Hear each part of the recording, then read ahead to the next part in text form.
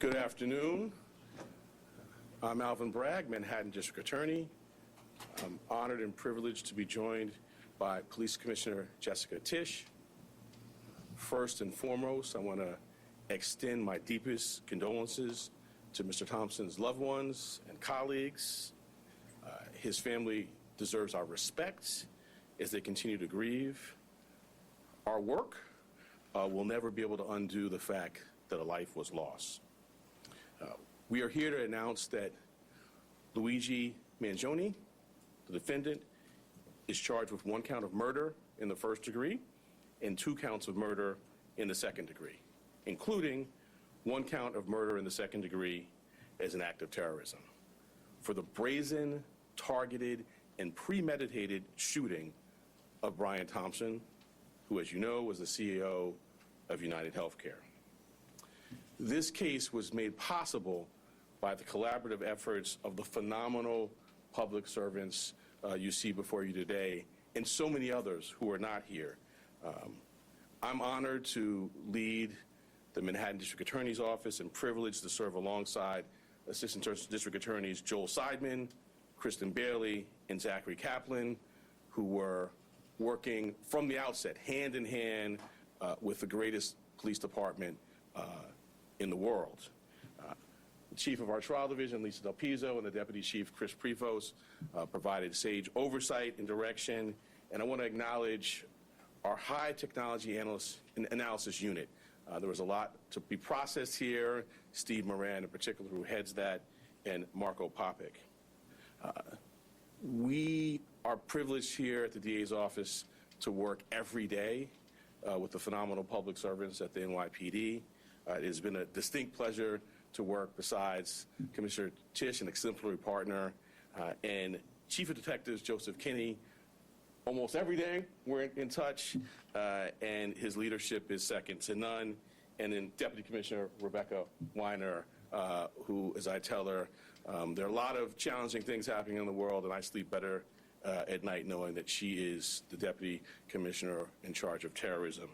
The detectives on this, out doing the courageous frontline work, Detective Oscar Diaz, Detective Curcio, exemplary, the finest. It wasn't just those of us here in New York. I want to acknowledge the great work of our partners in Altoona, the Altoona Police Department, the Blair County District Attorney's Office, the governors of New York and Pennsylvania, the FBI, and of course, the brave members of the public who answered the call when our great commissioner put out the call for their assistance. This was a frightening, well-planned, targeted murder that was intended to cause shock and attention and intimidation. It occurred in one of the most bustling parts of our city, threatening the safety of local residents and tourists alike, commuters and business people just starting out on their day. Let me say a bit more about the charges. They include 1 count of murder in the first degree as a killing in furtherance of terrorism, 2 counts of murder in the second degree, 1 charging that the killing was done as an act of terrorism, and the second pertaining to the fact that the killing was intentional. The maximum penalty possible for murder in the first degree and murder in the second degree as an act of terrorism is life without parole. The maximum penalty for murder in the second degree is 25 years to life. There are additional counts as well.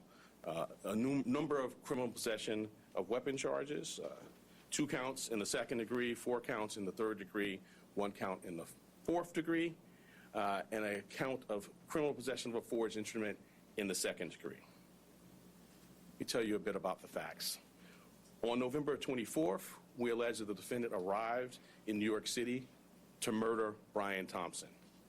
After the defendant arrived in New York City on a bus at Port Authority, he checked into the hostel on the Upper West Side using the name Mark Rosario with a fake New Jersey ID.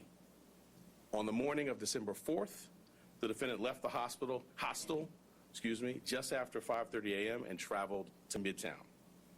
For nearly an hour, we allege the defendant waited in the area near the Hilton Hotel, waiting for Mr. Thompson to appear. From 6:38 a.m. to 6:44 a.m., The defendant stood across from the entrance of the hotel on West 54th Street. When he saw Mr. Thompson, he crossed the street and approached him from behind. We allege he then took out a 9mm 3D printed ghost gun, equipped with a 3D printed suppressor, and shot him once in the back and once in the leg. The defendant then fled northeast on 54th Street and took an e-bike uptown before getting into a taxi that took him to West 178th Street and Amsterdam Avenue. On December 9th, the defendant was spotted at a McDonald's in Altoona, Pennsylvania. The local police were notified, he was arrested, and he was found with a 9mm handgun, a suppressor, 2 ammunition magazines, and the same fake New Jersey ID he used at the hostel. I want to say a word about ghost guns. These weapons are increasingly proliferating throughout New York City and the entire country. Involving technology will only make this problem worse. Last year, over 80 ghost guns and ghost gun parts were recovered in Manhattan alone. The NYPD and the Manhattan DA's office have been leading in the interdiction of these ghost guns. And one thing I want to make clear, they're unserialized, they can be printed out, but as this case tragically makes clear, they are just as deadly as traditional firearms. This will remain a priority for us here in Manhattan. Finally, I know there have been questions about the extradition process. The latest that I can offer you is that the defendant is currently scheduled to appear in court in Pennsylvania on Thursday morning, first for a preliminary hearing on his Pennsylvania charges. Immediately to follow that will be an extradition hearing. We have indications that the defendant may waive that hearing, in which case he'd be brought to New York forthwith. In any event, we have been preparing on parallel paths, and before the hearing, we'll send to the governor of the state of New York the paperwork that would be necessary if he does not waive during that hearing. I now want to turn over to our great commissioner, and when I do so, I wanted to thank her for her partnership, not only on this matter, but on all we do every day together. Thank you.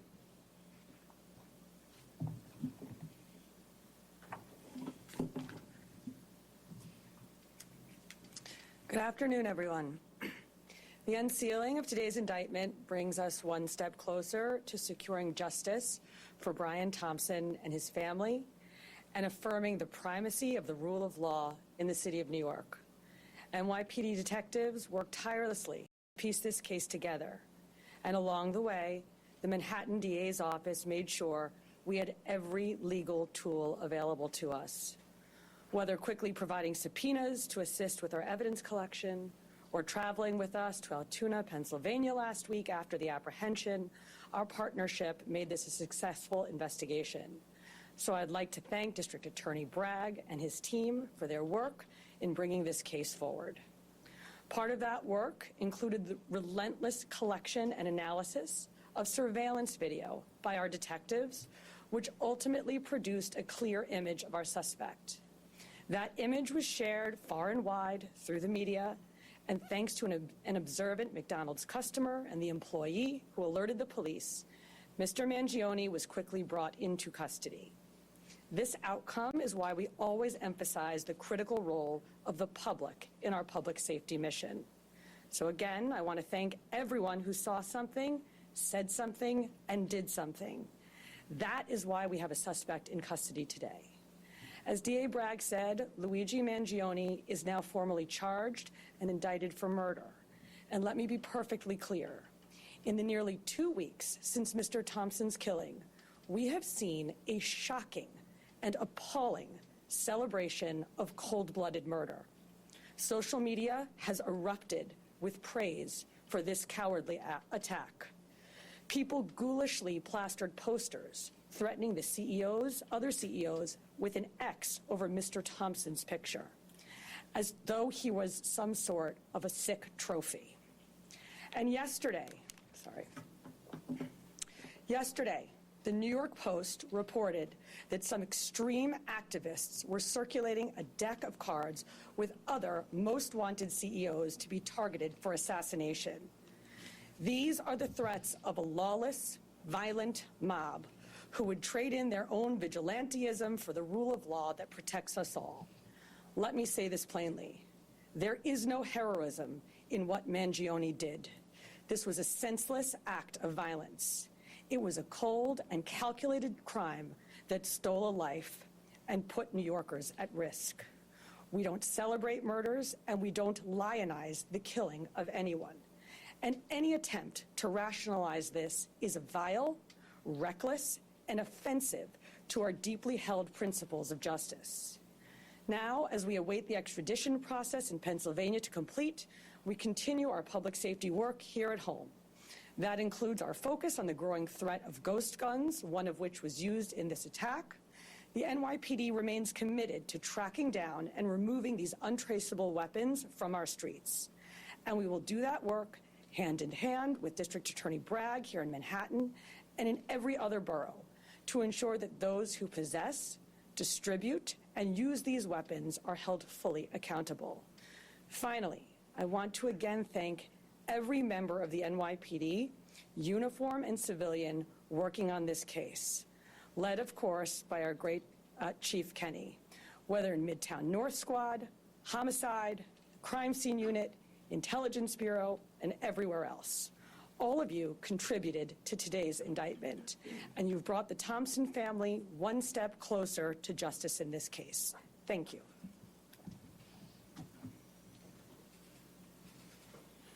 We're going to take off-topic questions. Shayna?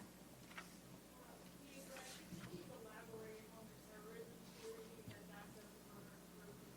What elements do you expect it to include? Sure. So, in its most basic terms, this was a killing that was intended to evoke terror. And we've seen that reaction. The statutory elements we can go into, but its most basic term, that's what this is. This was not an ordinary killing, not to suggest that any killing is ordinary, but this was extraordinary, and the New York State Legislature has, set out, both the paths that we talk about, both the murder one and murder two, and this, we allege, is certainly squarely within those statutes, which talk about intending to do exactly what we saw happen here. Anthony?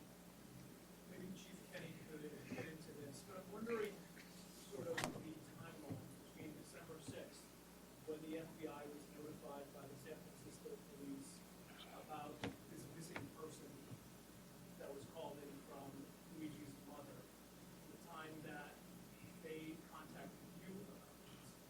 Were you aware of this when he was arrested, or was this something that was still being processed at the time? And what did his mother say? So the original missing report took place back in November 18th in San Francisco. The sergeant that was involved in that case reached out to the San Francisco field office and said, hey, basically, I'm working on a missing case. I saw the photograph that was distributed by the NYPD. There bears a resemblance. That tip was forwarded to us close to 45 hours after the incident took place. It showed up to a TFO, which is a task force officer. We have NYPD officers embedded with the FBI. They received that tip. It was one of 4 tips that they had received that day, and they were vetting it. Part of that vetting process was that they reached out to Mangione's mother in San Francisco very late on the 7th. They had a conversation where she didn't indicate that it was her son in the photograph, but she said it might be something that she could see him doing. So that information was going to be passed along to the detectives the next morning, but fortunately we apprehended him before we could act on that.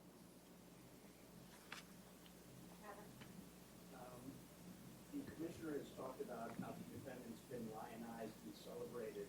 I'm wondering how concerned you are about a potential jury knowing that someone on that jury would be someone who would lionize and celebrate him.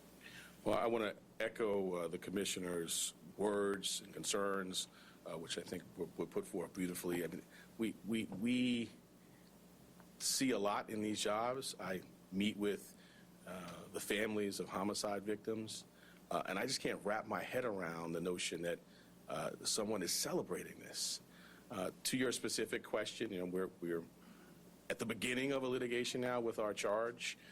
We have a phenomenal trial team in place, led by ADA Joel Seidman, who has been in this office for more than 40 years and handled some very challenging matters.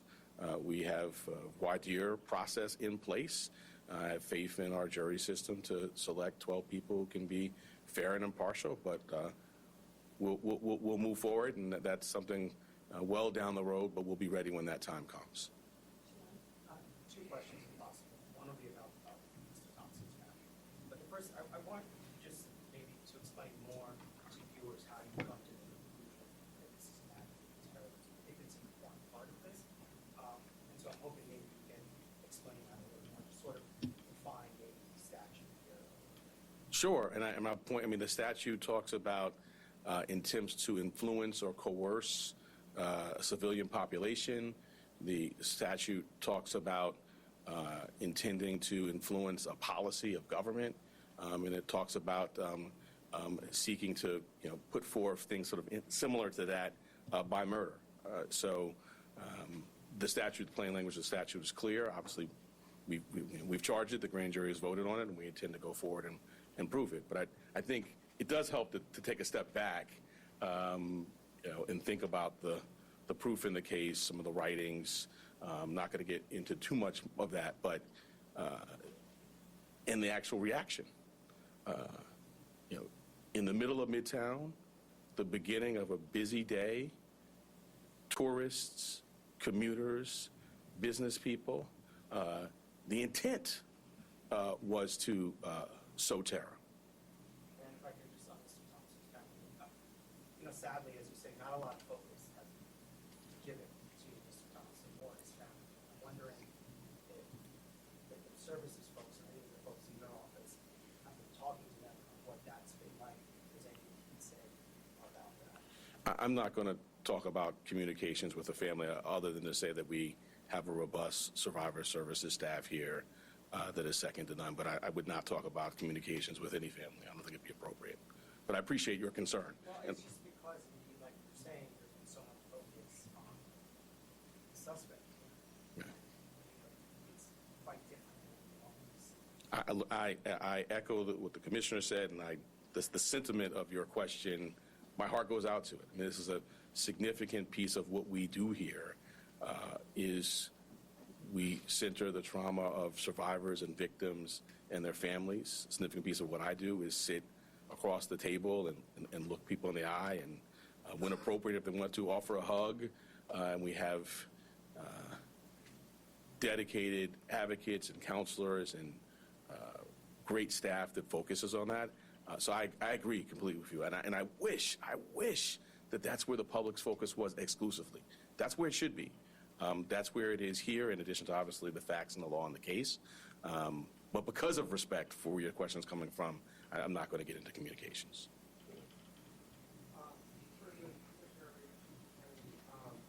Given the celebration of the tribe, wondering if the NYPD is creating any of this accident or this office. There was a point Yes, absolutely. And we've seen a real increase, sustained increase since December 4th in concern, not just from CEOs, but from corporations broadly. And so going back to the DA's point, the intent to intimidate or coerce a civilian population, which is, of course, at the root of our state terrorism statute, is very much borne out in this reaction. And for good reason. We've had a torrent of online threats. We've had real-world activity that the police commissioner flagged, which is abhorrent, and it causes concern. So we have done a lot to work with corporate security partners with whom we partner on a daily basis in this city, at the city level, at the state level, trying to make sure that everybody has the best practices that they need, that they know where to flag not just general ambient concerns, but specific threats that they might be receiving.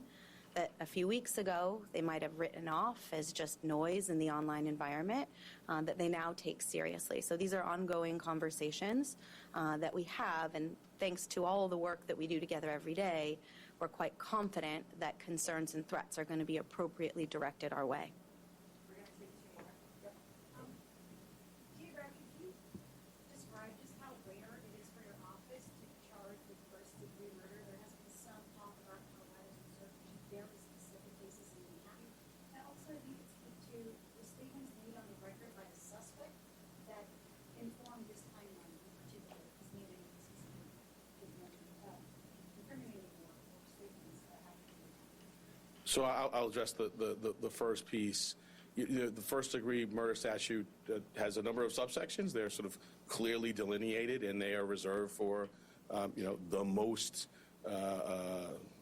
abhorrent conduct, killing a police officer, serial killing, and the terrorism is one subsection of that.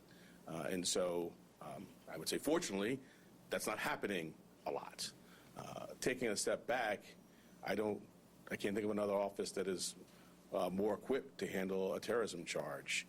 We have a great terrorism unit. We were at the forefront of getting the statute passed. Within the last 2 years, we've tried 2 very significant terrorism cases, one involving an English-speaking operative based in Jamaica, and another involving someone who was here and funding overseas terrorism by cryptocurrency. So we have the expertise, and as I mentioned, the expertise on this team, and so we're prepared to go forward. Any other statements? Yeah, I'm not going to go beyond what's in the filing. All right, last question, Laura. Hey, Greg, are you able to say now, I know it's going to take, but that you will be seeking the maximum sentence from So as a matter of practice, I don't talk about sentencing outside of court as a first matter, and certainly not at the initial stages of a matter. But I think you can tell the seriousness with which we take this matter by the way in which it's charged. The murder in the second degree actually has a mandatory life without parole sentence, no discretion for the judge at all. So that's the maximum there. But I'm not going to go beyond that. We will first get the defendant to New York. We will have him arraigned. We will be before our judge. We will engage in pretrial litigation. If there's a trial, we're ably equipped to do that. And then we will proceed to sentencing, at which point we'll make our arguments in court. Thank you all so much.